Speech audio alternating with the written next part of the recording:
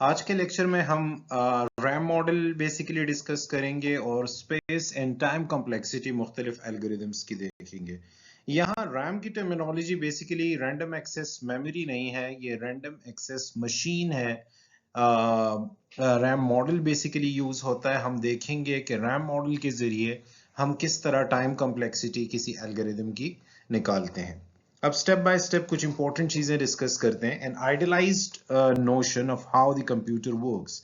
RAM machine basically हमें एक idealised notion देती है कि हमारा कंप्यूटर इंटरनली, चाहे वो अरिथमेटिक ऑपरेशंस हों, चाहे वो लॉजिकल ऑपरेशंस हों, चाहे हमारे पास कंपैरिजन से रेलेवेंट रिलेशनल ऑपरेशंस हों, वो किस तरह कंप्यूटर वो फंक्शनैलिटी परफॉर्म करता है। हर एक सिंपल ऑपरेशन, ये आपने याद रखना है कि रैम मॉडल के जरिए जब हम कॉम्प्लेक्सिटी फाइंड कर रहे होते हैं तो हमने ये देखना है कि ये ऑपरेशंस बेसिकली कितने स्टेप्स ले रहे हैं एग्जीक्यूट होने के लिए। तो जितने भी हमारे पास सिंपल ऑपरेशंस में हमारे पास एडिशन है, सब्ट्रैक्शन है, असाइनमेंट ऑपरेशन है, इफ कंडीशन अगर आप एवेल्युएट करोगे, जितने भी अरिथमेटिक ऑपरेशंस हैं हमारे पास, वो एक स्टेप लेंगे एग्जीक्यूट होने में। क्योंकि जब भी हम कॉम्प्लेक्सिटी निकालते हैं तो डेफिनेटली हमने कुछ ना कुछ एजम्पशन करनी है। यहाँ रैम मॉडल में हम एजम्पशन कर रहे हैं कि सिंपल ऑपरेशंस जितने भी हैं वो इस ब्रैकेट में मेंशन भी किए गए हैं, वो एक स्टेप बेसिकली लेंगे एग्जीक्यूट होने के लिए। Each memory access takes exactly one step. Memory access mean, for example, हमने एक array declare की है और उस array के किसी particular element को हमने with the help of that syntax, यानी a of I is equal to 5, इसका मतलब है a array का नाम है, I basically location है, उसका index है, और इस पर्टिकुलर इंडेक्स पे i की वैल्यू कोई भी हो सकती है, 0 हो सकती है, 5 हो सकती है, 4 हो सकती है, डिपेंड करता है साइज ऑफ एरे पे। उसको हम 5 वैल्यू असाइन कर रहे हैं। तो हर मेमोरी एक्सेस भी बेसिकली एक स्टेप में एग्जीक्यूट होगा। जहां तक लूपिंग स्ट्रक्चर की बात है और बाज़ औक़ात हमें मेथड को कॉल करना पड़ सकता है, तो वो सिंपल ऑपरेशंस में हमारे पास नहीं आते। सिंपल ऑपरेशन में हमारे पास एडिशन हो गई, सब्ट्रैक्शन हो गई, मल्टीप्लिकेशन हो गई, डिवीजन हो गई, असाइनमेंट ऑपरेशन हो गई, इफ कंडीशंस हो गए, ये सारे सिंपल ऑपरेशंस हैं जो एक स्टेप लेते हैं एग्जीक्यूट होने में। मेमोरी एक्सेस से रेलेवेंट अगर कोई स्टेटमेंट हमारे पास होगी तो वो भी एक स्टेप लेगा एग्जीक्यूट करने में। लूपिंग स्ट्रक्चर हो गया और फिर मेथड कॉल हो गया, ये सिंपल ऑपरेशन में इसलिए नहीं आते कि जब हम लूप एग्जीक्यूट कर रहे होते हैं तो लूप की बॉडी में हमारे पास मल्टीपल सॉर्ट ऑफ ऑपरेशंस हो सकते हैं, मल्टीपल स्टेटमेंट्स हमें एग्जीक्यूट करना पड़ सकती हैं। हम अगर किसी मेथड को कॉल करते हैं तो उस मेथड की बॉडी में कॉम्प्लेक्स ऑपरेशंस भी हो सकते हैं, मल्टीपल ऑपरेशंस भी हो सकते हैं, तो इसीलिए हम उन्हें सिंपल ऑपरेशंस में इंक्लूड नहीं करेंगे। It basically depends upon the size of the data and the contents of methods. तो ये ऑलरेडी मैं आपको बता चुका हूं। Measure the runtime of an algorithm by counting the number of steps. तो रैम मॉडल में हम जब टाइम कॉम्प्लेक्सिटी फाइंड करेंगे या run time of any algorithm find कर रहे होंगे तो हमने बेसिकली नंबर ऑफ स्टेप्स को काउंट करना है। इस पर्टिकुलर डायग्राम को अगर हम देखें तो इस पर्टिकुलर डायग्राम में हमें सबसे पहले इनपुट टेप नजर आ रहा है। डेफिनेटली जब भी हम एल्गोरिदम या सूडो कोड बना रहे होते हैं तो हमें कुछ ना कुछ डेटा चाहिए होता है और उस डेटा के लिए रजिस्टर्स होते हैं हमारे पास। तो वो डेटा रैम मॉडल में हमारे पास रैंडम एक्सेस मशीन में इनपुट टेप उसके लिए यूज होता है। एक हमारे पास आउटपुट टेप है, जितना भी आउटपुट हम डिस्प्ले करवाना चाहेंगे वो सबसे पहले इस पर्टिकुलर रजिस्टर में वो वैल्यूज आएंगी। और अगर ओवरऑल आप देखें तो डेफिनेटली हमें एक प्रोग्राम चाहिए और वो प्रोग्राम हमारी मेमोरी का हिस्सा होगा। हमें कुछ मेमोरी स्लॉट्स चाहिए जो इनपुट वैल्यूज होंगी, उन पे जब ऑपरेशंस हो रहा होगा तो वो मेमोरी के कुछ स्लॉट्स ऑक्युपाई कर रही होगी। तो ये बेसिकली वो स्लॉट्स हैं। ओवरऑल अगर हम रैंडम एक्सेस मशीन को देखें तो हमारे पास एक फिक्स्ड प्रोग्राम होता है। डेफिनेटली हमारे पास कोई ना कोई प्रोग्राम होगा। एन अनबाउंडेड मेमोरी, इस पर्टिकुलर डायग्राम में अगर आप देखें तो इनफाइनाइट मेमोरी है, अनबाउंडेड मेमोरी है हमारे पास। होता हमारे पास प्रैक्टिकली ऐसा नहीं है क्योंकि हमारे पास फाइनाइट ऑपरेशंस होते हैं, फाइनाइट अमाउंट ऑफ डेटा होता है, फाइनाइट मेमोरी हमारे पास होती है, लेकिन यहाँ फॉर द टाइम बीइंग आप ये एज्यूम कर लें कि रैंडम एक्सेस मशीन में इस पर्टिकुलर आर्किटेक्चर में हम आपको अनबाउंडेड मेमोरी दिखा रहे हैं। एक रीड ओनली इनपुट टेप है, हम ऑलरेडी इसे डिस्कस कर चुके हैं। राइट ओनली आउटपुट टेप है, ये आपके सामने इस पर्टिकुलर डायग्राम में आपको नजर आ रहा है। Each memory register can hold N arbitrary integer. ये जो मेमोरी रजिस्टर है ये कोई भी आर्बिट्री इंटीजर, इसे स्टैटिक कहा गया है, कोई भी स्टोर कर सकता है। मेमोरी रजिस्टर बेसिकली इसे कहा गया है, इसमें कोई भी आर्बिट्री जो इनपुट आप करोगे तो जब वो प्रोसेस होगी, जब उस पर इंटरमीडिएट ऑपरेशंस परफॉर्म होंगे तो वो वैल्यूज बेसिकली यहां आएंगी। Each tape cell can hold a single symbol from a finite alphabets. तो टेप सेल की बात, ये बेसिकली इनपुट टेप की बात की जा रही है और आउटपुट टेप की बात की जा रही है। इनपुट टेप में ये हमारे पास एक इंडिविजुअल सेल्स है, तो ये सेल्स बेसिकली किसी एक वैल्यू को, अल्फाबेट को या कैरेक्टर को एक टाइम में स्टोर कर रहे होंगे। यहाँ कुछ इंस्ट्रक्शन सेट्स हैं, ये वो रूल्स एंड रेगुलेशंस हैं जिस बेस पे हमारे जो रैम मॉडल है, जो रैंडम एक्सेस मशीन है, वो काम कर रही होगी। यानी बाज़ों का हम ये असाइनमेंट इंस्ट्रक्शन है, y हम x को असाइन कर रहे होंगे। बाज़ों का हम मल्टीपल ऑपरेशंस, हम एडिशन परफॉर्म कर रहे हैं, जो सिंपल ऑपरेशंस है हमारे पास, सब्ट्रैक्शन हो रही है, मल्टीप्लिकेशन, डिवीजन या मॉडुलस का ऑपरेशन। y और z दो आपके पास ऑपरेंड्स हैं और इनमें से कोई भी ऑपरेशन आप परफॉर्म कर सकते हो, रिजल्ट किस में जाएगा, x में जाएगा। गो टू की स्टेटमेंट हम दे सकते हैं। ये बेसिकली वो रूल्स एंड रेगुलेशंस हैं जिसके बेस पे हमारी जो रैंडम एक्सेस मशीन है उसने काम करना है। तो एक इंस्ट्रक्शन, ये बहुत लिमिटेड इंस्ट्रक्शंस यहां लिखे गए हैं just for the sake of example, ताकि आप इसे अंडरस्टैंड कर पाए। वैसे नॉर्मली रैंडम एक्सेस मशीन में हमारे पास हंड्रेड्स ऑफ इंस्ट्रक्शंस होते हैं। गो टू की इंस्ट्रक्शन अवेलेबल है, लेबल आपको प्रोवाइड करना पड़ेगा, उस पर्टिकुलर लेबल पे वो जंप कर जाएगा। इफ कंडीशन में आपको तमाम रिलेशनल ऑपरेटर्स नजर आ रहे हैं और दो ऑपरेंड्स हैं, y और z दो ऑपरेंड्स हैं। अगर रिलेशनल ऑपरेटर्स के कंपैरिजन के बाद ये कंडीशन हमारे पास ट्रू हो जाती है तो हम इस पर्टिकुलर लेवल पे जंप कर जाएंगे। फिर हमारे पास इनपुट हम x को असाइन कर सकते हैं, y को हम y की वैल्यू हम आउटपुट को असाइन कर सकते हैं और हम हॉल्ट भी कर सकते हैं बाज़ों का। तो ये वो सेट ऑफ इंस्ट्रक्शंस हैं जिनमें से कुछ सेट ऑफ इंस्ट्रक्शंस आपके सामने लिखी गई हैं जो random access machine basically use करती है मुख्तलिफ ऑपरेशंस को परफॉर्म करने के लिए। नाउ स्पेस कम्प्लेक्सिटी की अगर हम बात करें तो स्पेस कम्प्लेक्सिटी में हम ये देख रहे होते हैं कि हमारा एल्गोरिदम बेसिकली, हमारे एल्गोरिदम में जितने डेटा स्ट्रक्चर्स यूज हुए हैं, जितने वेरिएबल्स यूज हुए हैं, वो कंप्यूटर की मेमोरी में कितनी स्पेस उसे एलोकेट हो रही है। तो ये चीज हमने देखनी है, the amount of memory required by an algorithm to run to completion. एक एल्गोरिदम कन्वर्ज होने के लिए, कंप्लीट होने के लिए कितनी अमाउंट ऑफ मेमोरी उसे चाहिए। तो स्पेस कम्प्लेक्सिटी में बेसिकली हम ये चीज फाइंड करते हैं। एक टर्मिनोलॉजी यहां यूज हो रही है कि मेमोरी लीक्स, ये बहुत इंपॉर्टेंट है मेमोरी लीक को समझना। बाज़ों का अगर हमें जो रिक्वायर्ड मेमोरी है वो ज्यादा चाहिए लेकिन अवेलेबल मेमोरी हमारे पास कम है। लेट्स सपोज हमें 10 स्लॉट्स चाहिए मेमोरी के, हमें 10 स्लॉट्स चाहिए मेमोरी के, लेकिन हमारे पास सिर्फ 5 स्लॉट्स अवेलेबल हैं। तो इस तरह के कंसेप्ट को हम क्या कहते हैं, memory leaks. The term memory leaks refer to the amount of memory required is larger. अगर आपको जो मेमोरी रिक्वायर्ड है, आपके एल्गोरिदम को जितनी मेमोरी चाहिए रन होने के लिए, वो अगर ज्यादा है उससे then the memory available on a given system, लेकिन आपके पास जो अवेलेबल मेमोरी है वो कम है। तो इस पर्टिकुलर सिनेरियो को हम मेमोरी लीक्स की टर्मिनोलॉजी उसके लिए यूज करते हैं। तो ये आपने जहन में रखना है। इसके बाद स्पेस कम्प्लेक्सिटी में एक हमारे पास फिक्स पार्ट होता है, एक हमारे पास वेरिएबल पार्ट होता है।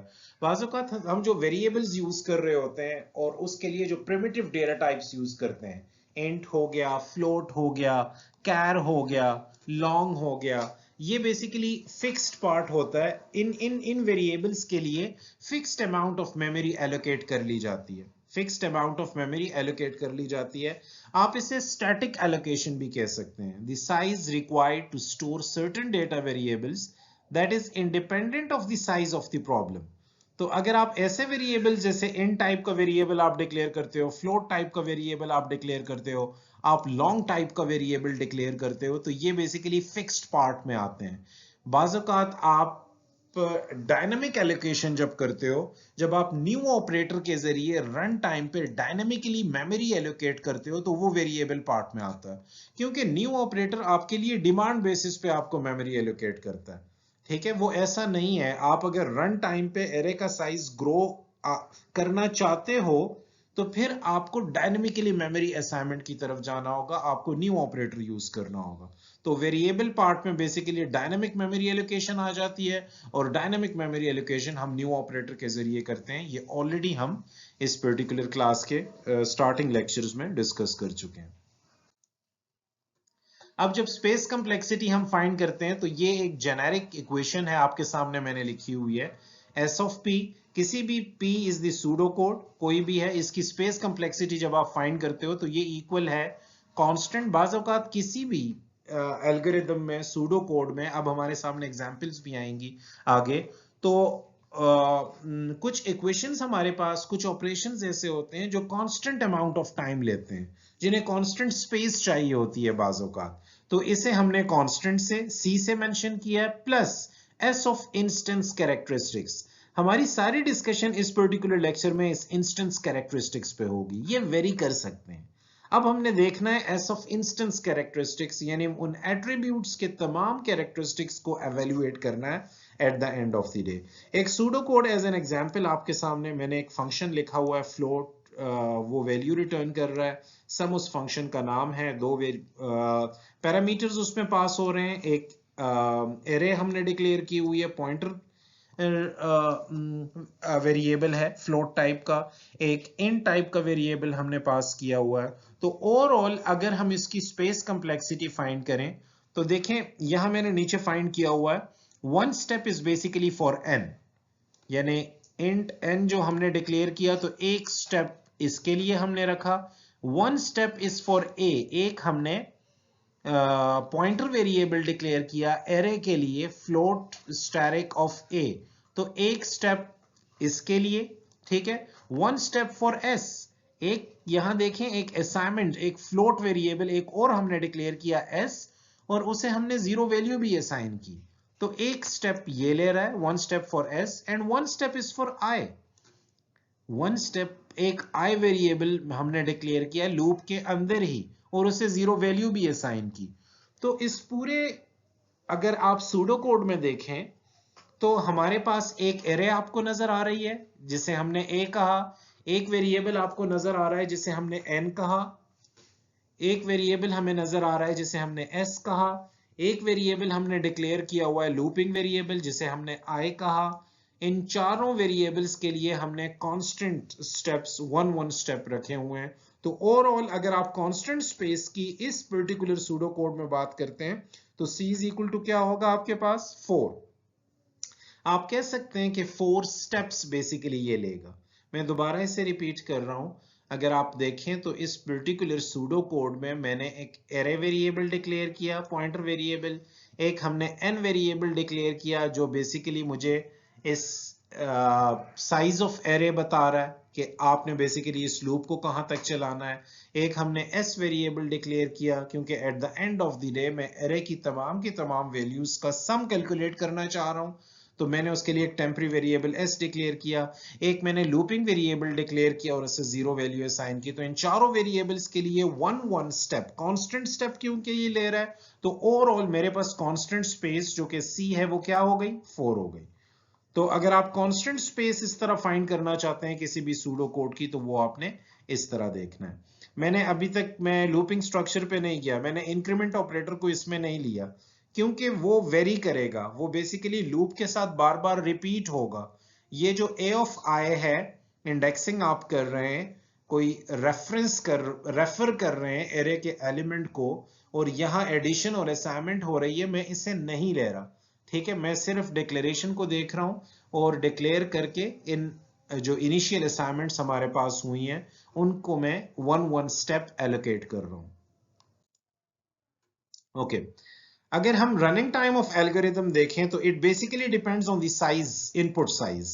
ओवरऑल जो इनपुट हम देंगे अब अपने सूडो कोड को या एल्गोरिदम को, तो रनिंग टाइम उसी पे डिपेंड कर रहा होता है। तो ओवरऑल ये साइज ऑफ एरे पे डिपेंड कर रहा होता है या पॉलिनोमियल डिग्री पे डिपेंड कर रहा होता है। Polynomial degree let suppose n square है, polynomial degree let suppose n cube है, polynomial degree let suppose n4 है। तो ये बेसिकली इस पे डिपेंड कर रहा होता है। Number of elements in the matrix, let suppose हम 2 डायमेंशनल एरे में डील कर रहे हैं, मैट्रिसेस हैं हमारे पास, तो ये इस पे भी डिपेंड करता है कि हमारे मैट्रिक्स का ऑर्डर क्या है, उसमें कितने नंबर ऑफ एलिमेंट्स इस पर्टिकुलर मोमेंट में हैं। तो आपका running time of an algorithm इस पे भी डिपेंड कर रहा होता है। अगर हम बाइनरी ऑपरेशंस परफॉर्म कर रहे हैं बिट्स के दरमियान, तो वो बेसिकली डिपेंड करता है कि कितने नंबर ऑफ बिट्स हैं उस पर्टिकुलर बाइनरी सीक्वेंस में जो इनपुट हम प्रोवाइड कर रहे हैं।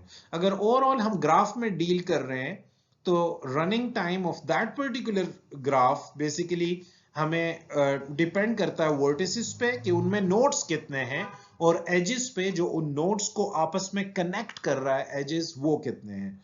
तो जितने वर्टिसेस ज्यादा होंगे डेफिनेटली एजेस भी उतने ही ज्यादा होंगे। तो ये वर्टिसेस और एजेस पे बेसिकली आपके एल्गोरिदम की, आपके ग्राफ की कॉम्प्लेक्सिटी डिपेंड कर रही होती है, और ओवरऑल ये अफेक्ट करती है running time of N algorithm को। तो number of primitive operations perform, ये भी बहुत इंपॉर्टेंट है। नंबर ऑफ प्रिमिटिव ऑपरेशंस हम डिटेल से डिस्कस करते हैं। वो सिंपल ऑपरेशन सारे के सारे प्रिमिटिव ऑपरेशंस में आते हैं। तो आगे एग्जांपल्स हमारे पास आ रही हैं जिनमें हमने प्रिमिटिव ऑपरेशंस को सामने रख के तमाम एग्जांपल्स डिस्कस करने हैं। तो इस पर्टिकुलर स्लाइड में हमने देखा कि किसी भी एल्गोरिदम का जो रनिंग टाइम है वो बेसिकली किस वजह से वेरी कर रहा होता है, कौन कौन से पैरामीटर्स हैं जिनकी वजह से वो वेरी करता है। तो एरे का साइज उसमें है, आपकी जो प्रॉब्लम है वो पॉलिनोमियल डिग्री की है, और किस पॉलिनोमियल डिग्री की प्रॉब्लम है। अगर आप मैट्रिक्स में 2 डायमेंशनल प्रॉब्लम में डील कर रहे हो तो उसमें नंबर ऑफ एलिमेंट्स कितने हैं। अगर आप बाइनरी रिप्रेजेंटेशन में डील कर रहे हो तो उसमें नंबर ऑफ बिट्स कितने हैं। ग्राफ में आपके पास वर्टिसेस और एजेस कितने हैं, और प्रिमिटिव ऑपरेशंस आपके पास कितने हैं। तो ओवरऑल आपके एल्गोरिदम का रनिंग टाइम इन तमाम पैरामीटर्स पे डिपेंड कर रहा होता है।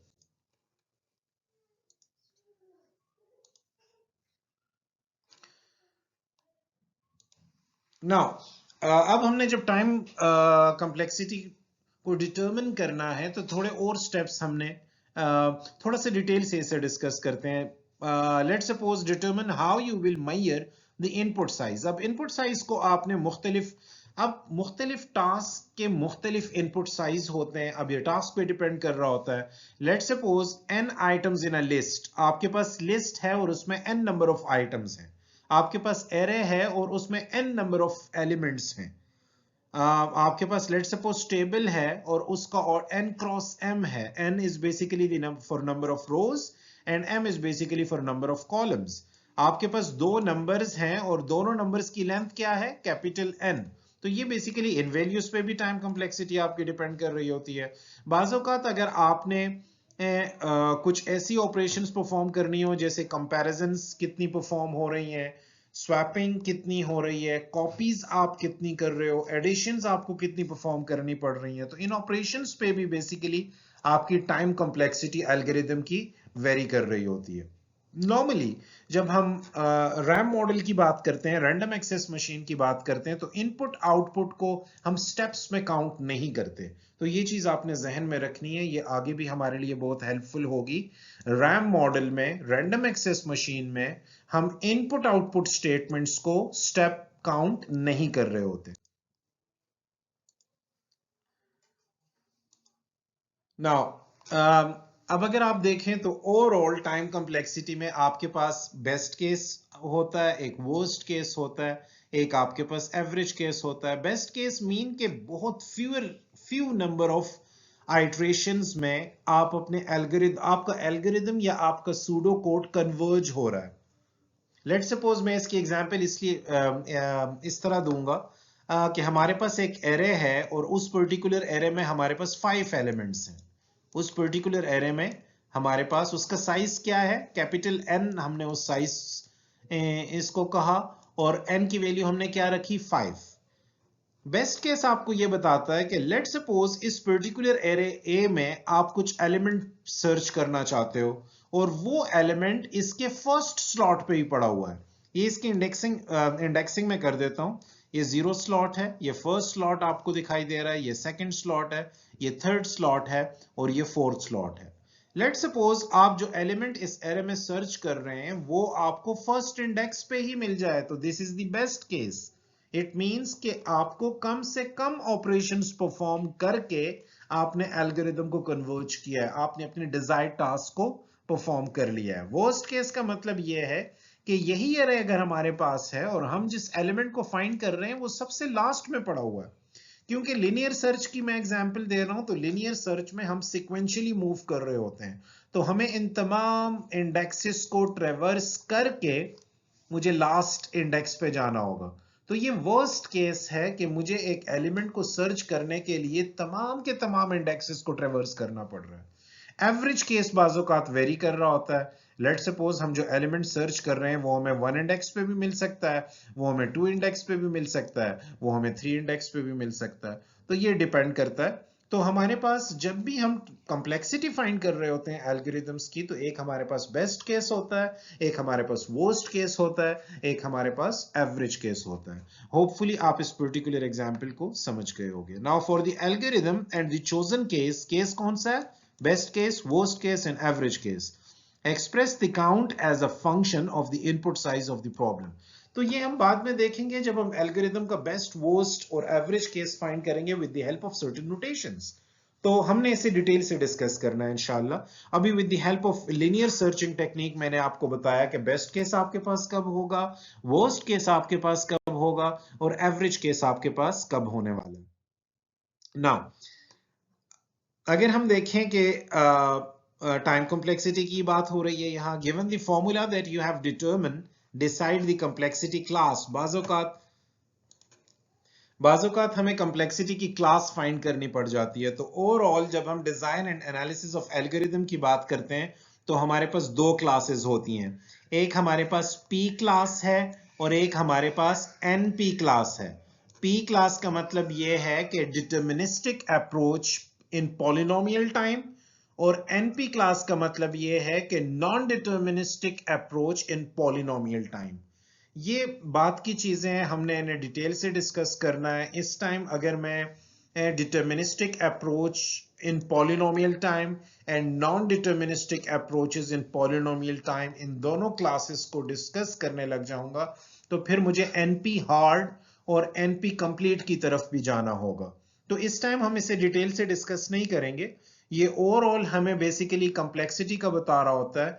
ओवरऑल जब हम डेटा स्ट्रक्चर की टेक्निक्स पढ़ते हैं तो बहुत सारी ऐसी प्रॉब्लम है जो पॉलिनोमियल टाइम ले रही होती हैं और बहुत सारी ऐसी प्रॉब्लम है जो एक्सपोनेंशियल टाइम हमारे पास ले रही होती हैं। तो हमने इसे डिटेल से डिस्कस करना है। फॉर द टाइम बीइंग मैं आपको सिर्फ ये बताना चाहता था कि जब हम कॉम्प्लेक्सिटी एल्गोरिथम की फाइंड करते हैं तो हम उसे दो क्लासेस में बेसिकली डिवाइड कर रहे होते हैं। या तो हमारे पास डिटर्मिनिस्टिक अप्रोच होगी इन पॉलिनोमियल टाइम, या हमारे पास नॉन डिटर्मिनिस्टिक अप्रोच होगी इन पॉलिनोमियल टाइम। तो हमने इसे डिस्कस करना है। Is there really much difference between these? एक फंक्शन है हमारे पास 3n, सेकंड फंक्शन हमने 5n प्लस 20 दिया हुआ है और थर्ड फंक्शन हमने 6n माइनस 3 दिया हुआ है। मैं इसे ऐसे भी लिख सकता हूं कि f of n is equal to 3n। अब basically n is basically the input, तो n आप जब प्रोवाइड करते रहोगे तो f of n, let suppose मैं n2 पुट करता हूं, तो n जब 2 इस पर्टिकुलर फंक्शन में पुट करता हूं तो मेरे पास वैल्यू 6 आती है। लेकिन यही n2 सेम इनपुट अगर मैं इस फंक्शन को देता हूं तो मेरे पास 10 प्लस 20 30 वैल्यू आती है। और यही 2 अगर मैं इस फंक्शन को देता हूं तो मेरे पास 12 माइनस 3 9 वैल्यू आती है। तो ओवरऑल आपके different function same input size पे डिफरेंट बिहेवियर बाज़ औक़ात आपको दे रहे होते हैं। तो इससे हमें यह पता चला कि हमारा इनपुट साइज जो है, हम जो इनपुट प्रोवाइड कर रहे हैं वो बड़ा डिपेंड करता है, एंड जितना लार्ज होगा तो डेफिनेटली इनमें डिफरेंस बढ़ता जाएगा। ठीक है ना? ये n, मैंने n की वैल्यू 2 रखी है और अब आप देखें इनमें डिफरेंस कितना है। n की वैल्यू में जितना बढ़ाता जाऊंगा तो इनमें डिफरेंस भी बढ़ता जाएगा। तो ओवरऑल बेसिकली इनपुट साइज पे हमारे एल्गोरिदम की कॉम्प्लेक्सिटी बहुत डिपेंड कर रही होती है। ओके, अब प्रिमिटिव ऑपरेशंस मैंने 2-3 स्लाइड पहले आपको बताया था कि प्रिमिटिव ऑपरेशन मैं नेक्स्ट स्लाइड्स पे आपको बता रहा हूं। तो ये बेसिकली प्रिमिटिव ऑपरेशंस कौन कौन से हैं? जब हम असाइनमेंट कर रहे होंगे वो प्रिमिटिव ऑपरेशन है, जब हम किसी मेथड को कॉल कर रहे होंगे वो प्रिमिटिव ऑपरेशंस में आता है, जब हम कोई अरिथमेटिक ऑपरेशंस परफॉर्म कर रहे होंगे वो प्रिमिटिव ऑपरेशन में आता है, जब हम कंपैरिजन कर रहे होंगे रिलेशनल ऑपरेटर्स के जरिए वो प्रिमिटिव ऑपरेशंस में आपके पास आते हैं, जब हम इंडेक्सिंग कर रहे होंगे एरे के किसी पर्टिकुलर इंडेक्स को वैल्यू असाइन कर रहे होंगे तो वो भी आपके पास प्रिमिटिव ऑपरेशंस में आता है, जब हम ऑब्जेक्ट की रेफरेंसिंग कर रहे होंगे। ऑब्जेक्ट रेफरेंसिंग आपने ऑब्जेक्ट ओरिएंटेड प्रोग्रामिंग में देखी होगी, टेस्ट आपके पास क्लास है और ओबीजे उसका एक ऑब्जेक्ट है, तो वो आपके पास प्रिमिटिव ऑपरेशंस में आता है। जब हम रिटर्न कर रहे होंगे कोई वैल्यू तो वो आपके पास प्रिमिटिव ऑपरेशंस में आता है। तो ये आपने जहन में रखने हैं, ये आगे जब हम एल्गोरिदम जब हम सूडो कोड बना रहे होंगे और सूडो कोड की टाइम कॉम्प्लेक्सिटी और स्पेस कॉम्प्लेक्सिटी की तरफ जाएंगे तो ये सारी चीजें हमें पता होनी चाहिए। तो प्रिमिटिव ऑपरेशंस कौन कौन से हैं? असाइनमेंट ऑपरेशन, जब हम मेथड को कॉल करते हैं, तमाम के तमाम अरिथमेटिक ऑपरेशंस, जितने भी रिलेशनल ऑपरेशंस हमारे पास हो रहे हैं कंपैरिजन के लिए यूज करते हैं, जब हम इंडेक्सिंग कर रहे होते हैं किसी पर्टिकुलर वैल्यू के एरे की वैल्यू को इंडेक्स कर रहे होते हैं, जब हम ऑब्जेक्ट्स यूज कर रहे होते हैं, रेफर कर रहे होते हैं, और जब हम रिटर्न ऑपरेशन परफॉर्म कर रहे होते हैं, तो ये सारे के सारे हमारे पास प्रिमिटिव ऑपरेशंस कहलाते हैं। नाउ असाइनमेंट ऑपरेशन किस तरह डील की? The running time of an assignment operation is considered as constant. तो याद रखें एक असाइनमेंट ऑपरेशन बेसिकली एक स्टेप ले रहा होता है, हम ऑलरेडी ये डिस्कस कर चुके हैं। ये एक असाइनमेंट ऑपरेशन है, आप एरे के 5th इंडेक्स पे 7 असाइन कर रहे हो, एक असाइनमेंट ऑपरेशन है। आप यहां एडिशन परफॉर्म करके सी को असाइन कर रहे हो, तो ये सारे के सारे एक स्टेप एक कांस्टेंट वैल्यू बेसिकली ले रहे होते हैं। तो running time of assignments can be considered as 1, और अगर जनरली आप उसे देखें तो आप उसे कैपिटल सी कहेंगे। कैपिटल सी बेसिकली कांस्टेंट के लिए यूज होता है। नाउ अगर हम लूपिंग स्ट्रक्चर में देखें, लेट सपोज अब हमारे पास एक लूप है, यहां एक सूडो कोड है 2 लाइनों का, यहां पे आपको एक लूप नजर आ रहा है, यहां 0 से वो स्टार्ट हो रहा है, n-1 तक वो जाएगा, और लूप की बॉडी में एक ही स्टेटमेंट हमें नजर आ रही है, a of i is equal to 0। इसका मतलब है इस a of i is equal to 0 ने n-1 टाइम एग्जीक्यूट होना है। तो अब इसे जरा ब्रेक डाउन करते हैं और देखते हैं। सबसे पहले देखें कि लूपिंग स्ट्रक्चर की बॉडी में सिर्फ हमें एक ही स्टेटमेंट नजर आ रही है, तो ओवरऑल अगर हम देखें तो ये लूप कितने टाइम्स चलेगा? n टाइम्स इसने एग्जीक्यूट होना, क्योंकि 0 से स्टार्ट हो रहा है ना, और n-1 तक जा रहा है, तो ओवरऑल अगर आप देखें तो इस लूप ने n टाइम्स एग्जीक्यूट होना है। किसको इस लूप ने एग्जीक्यूट करना है? असाइनमेंट ऑपरेशन को। तो असाइनमेंट ऑपरेशन को हम पिछली स्लाइड में कह चुके हैं, हमने क्या एक कांस्टेंट स्टेप एक स्टेप असाइन करना है, कांस्टेंट वैल्यू, तो उसे मैंने क्या कहा? सी। तो ओवरऑल अगर मैं इस पर्टिकुलर सूडो कोड की टाइम कॉम्प्लेक्सिटी फाइंड करूं तो वो n मल्टीप्लाई बाय सी हो जाएगी, क्योंकि लूप के अंदर जो स्टेटमेंट है वो सी स्टेप ले रहा है, 1 स्टेप ले रहा है, और उसे मैंने जनरली सी कह दिया है, और ये loop n times basically execute होगा। तो ओवरऑल इसकी टाइम कॉम्प्लेक्सिटी क्या हुई? nc। तो होपफुली आपको ये एग्जांपल समझ आ गई होगी। इस पर्टिकुलर एग्जांपल को अगर आप देखें तो नेस्टेड लूप आपको नजर आ रहे हैं। तो अगर आप आउटर लूप देखें तो ये n टाइम एग्जीक्यूट होगा, अगर आप इनर लूप देखें तो ये m टाइम एग्जीक्यूट होगा, और अगर आप इनर लूप के अंदर इंस्ट्रक्शन देखें तो ये इंक्रीमेंट इंस्ट्रक्शन है। इट मींस इसने एक स्टेप लेना है, और मैं अगर जनरली इसे डिस्कस करूं तो इसे मैं सी असाइन कर सकता हूं। तो overall n multiply by m multiply by C, तो आपके पास mnc इसकी रनिंग टाइम कॉम्प्लेक्सिटी या टाइम कॉम्प्लेक्सिटी इस पर्टिकुलर सूडो कोड की आपने फाइंड की है। होपफुली आप इसे समझ गए होंगे। अब अगर हम इस पर्टिकुलर एग्जाम्पल की देखें तो हमारे पास 2 लूप्स हैं, लेकिन वो ओवरऑल नेस्टेड लूप में नहीं आते। इस लूप की अपनी बॉडी है, फर्स्ट वाले लूप की, और सेकंड वाले लूप की अपनी बॉडी है। अगर आप पहला वाला लूप देखें तो ये loop basically n times execute होगा, और ये C स्टेप लेगा, कोई एक कांस्टेंट स्टेप लेगा। सेकंड लूप अगर देखें तो इसने m टाइम्स एग्जीक्यूट होना है और ये इंक्रीमेंट ऑपरेशन भी कांस्टेंट स्टेप लेगा। तो अब हम overall n multiply by m नहीं कर सकते। अब हमने क्या करना है, n multiply bye c plus m multiply bye c, क्योंकि ये दो डिफरेंट लूप हैं और हर लूप की अपनी अपनी बॉडी है और उस बॉडी में अपनी अपनी इंस्ट्रक्शंस हैं उनकी। तो इस वजह से हमने NC प्लस MC, इसकी टाइम कॉम्प्लेक्सिटी है। तो ये बेसिकली सूडो कोड जिस तरह वेरी करेगा, इसी तरह आपने अपने सोचने का अंदाज भी वेरी आपको करना पड़ेगा। अब यहां अगर हम देखें तो हमारे पास कंडीशनल स्टेटमेंट है। इस कंडीशन पे डिपेंड करता है कि S1 ने एग्जीक्यूट होना है या नहीं, S1 ने एग्जीक्यूट होना है या S2 ने एग्जीक्यूट होना है। मैं अज्यूम करता हूं कि S1 बेसिकली C1 टाइम ले रहा है और S2 C2 टाइम ले रहा है। S1 हमारे पास C1 टाइम ले रहा है और S2 हमारे पास C2 टाइम ले रहा है। तो इस कंडीशन पे डिपेंड करता है, अगर ये कंडीशन ट्रू है तो सिर्फ S1 ने चलना है। तो यहां क्योंकि लूपिंग स्ट्रक्चर नहीं है तो कहीं n और m मैंने नहीं शामिल किया कि कितने नंबर ऑफ टाइम्स इसने एग्जीक्यूट होना है। सिंपल एक कंडीशन है आपके पास, तो या तो C1 होगी इसकी कॉम्प्लेक्सिटी टाइम कॉम्प्लेक्सिटी या C2 होगी इसकी टाइम कॉम्प्लेक्सिटी। नाउ अब अगर आप देखें इस पर्टिकुलर एग्जांपल में तो आपने कुछ प्रिमिटिव ऑपरेशंस यहां परफॉर्म हुए हैं और प्रिमिटिव ऑपरेशंस हम ऑलरेडी देख चुके हैं कि कौन कौन से हैं।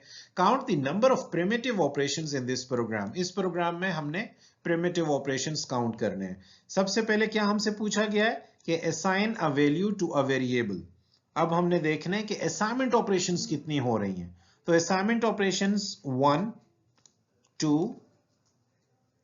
3 4 और एक कौन सी असाइनमेंट, एक असाइनमेंट ऑपरेशन ये है। मैं इसे लिख सकता हूं कि i is equal to i plus 1। तो ये 5 असाइनमेंट ऑपरेशन है। तो एक तो आपने यस लिखना है कि हो रहा है और 5 असाइनमेंट ऑपरेशंस हम परफॉर्म कर रहे हैं। तो होपफुली आप इसे अंडरस्टैंड कर रहे होंगे। कॉल अ मेथड, कहीं मेथड कॉल हो रहा है, नहीं हो रहा तो हमने नो कर देना है और यहां 0 लिखना है। अरिथमेटिक ऑपरेशंस कितनी परफॉर्म हो रही हैं, बिल्कुल हो रही हैं। आपने इसे यस कर देना है और 2 अरिथमेटिक ऑपरेशंस परफॉर्म हो रही हैं। कहां अरिथमेटिक ऑपरेशंस, एक ये अरिथमेटिक ऑपरेशन है और एक ये वाली अरिथमेटिक ऑपरेशन है। होपफुली आप इसे समझ गए होंगे, मैंने 2 लिखा है। कंपैरिजन हो रहा है, कंपैरिजन ऑफ 2 नंबर्स, बिल्कुल कंपैरिजन ऑफ 2। कहां कहां हो रहा है, एक हमारे पास ये वाला कंपैरिजन हो रहा है, ठीक है। तो कंपैरिजन हमारे पास एक ही दफा हो रहा है, वो देखें आपके पास। तो कंपैरिजन आपने यस लिखना है और यहाँ एक ही दफा कंपैरिजन हो रहा है। इंडेक्सिंग हमारे पास हो रही है कहीं एरे की, नहीं हो रही है हमारे पास, तो आपने नो कर देना है और इसे आपने 0 कर देना है। ऑब्जेक्ट की रेफरेंसिंग हो रही है तो आपने नो कर देना है और इसे 0 कर देना है। रिटर्न हो रहा है, बिल्कुल हो रहा है, आपने यस कर देना है और 1 टाइम रिटर्न हो रही है वैल्यू। तो होपफुली आप इसे समझ गए होंगे। ये टेबल मैंने आपके सामने फिलअप किया है। नेक्स्ट स्लाइड पे यही टेबल आपको नजर आ रहा है, तो आप इस टेबल के साथ अपने पिछले जो हमने सॉल्व किया है उसे कंपेयर करें। नेक्स्ट स्लाइड पे एक और एग्जांपल आपको नजर आ रही है। आप कोशिश करें इसे खुद सॉल्व करने की, मैं जल्दी जल्दी कर लेता हूं। जिस तरह असाइनमेंट ऑपरेशंस और प्रिमिटिव ऑपरेशन में सबसे पहले असाइनमेंट ऑपरेशन, बिल्कुल असाइनमेंट ऑपरेशन है और हम देखते हैं कि कितने times, 1 2 3 4 5 6 times assignment operation perform हो रही है, ठीक है। तो होपफुली आपको ये चीज i plus plus i is equal to i plus 1, a plus plus a is equal to a plus 1। तो that's why both these are included in the assignment operation. Call a method, कहीं call method हो रहा है, मैं जल्दी जल्दी इसे करता हूं, आपने फिर कंपेयर करना है। नेक्स्ट स्लाइड पे इसका सोल्यूशन मौजूद है। 9 और 0 है। अरिथमेटिक ऑपरेशंस आपके पास बिल्कुल हो रहे हैं, कितने टाइम्स हो रहे हैं, 2। आपने खुद यहां देखना है कि कितने अरिथमेटिक ऑपरेशंस हो रहे हैं। कंपैरिजन ऑफ 2 नंबर्स क्या हो रहा है, बिल्कुल हो रहा है, यस। कितनी बार कंपैरिजन हो रहा है, 2 बार कंपैरिजन हो रहा है। इंडेक्सिंग क्या हो रही है, नहीं हो रही, तो आपने नो लिखना है और 0 लिखना है। ऑब्जेक्ट रेफरेंसिंग हो रही है, नहीं हो रही, तो आपने नो लिख देना है और 0 लिख देना है। रिटर्न हो रहा है, बिल्कुल हो रहा है, 1 टाइम हो रहा है, आपने यस लिखना है और 1 लिखना है। तो होपफुली आप अच्छे तरीके से अंडरस्टैंड कर गए होंगे इन तमाम प्रिमिटिव ऑपरेशंस को। इन केस अगर कोई भी क्वेश्चन हो तो आप कमेंट कर सकते हैं। ओके, ये बेसिकली सोल्यूशन है पिछले स्लाइड का। तो मैं उम्मीद करता हूं कि आप बेसिकली जब ये वीडियो देख रहे होंगे तो आप इसे पॉज करके पीछे कंपेयर करेंगे कि आपने जो सॉल्व किया है क्या वाकई वो ठीक है या नहीं। So this is it for this particular lecture. आज हमने रैम मॉडल को देखा, रैंडम एक्सेस मशीन को देखा। रैंडम एक्सेस मशीन में हमने बेसिकली टाइम कम्प्लेक्सिटी मुख्तलिफ एल्गोरिदम्स की फाइंड की।